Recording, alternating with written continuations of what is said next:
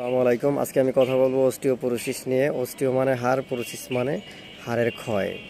হাড়ের দুইটি আবরণ থাকে, বাইরে হচ্ছে আপনার কম্প্যাক্ট বোন আর ভিতরে হচ্ছে আপনার স্পঞ্জি যে বোনটা, ওটাকে স্পঞ্জি বোন বলা হয়।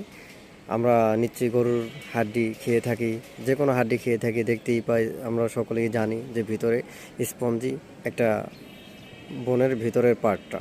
তো যাই হোক, বয়সের সাথে সাথে আমাদের বাহিরের বাহিরের হাড্ডিটার ক্ষয় হতে থাকে, শক্ত পার্টটা, এবং ভিতরে স্পঞ্জি বোনের ভিতরে ফাঁকা ফাঁকা ছিদ্র থাকে। ওই বয়সের সাথে সাথে ওই ছিদ্রগুলো আস্তে আস্তে বড় হতে থাকে।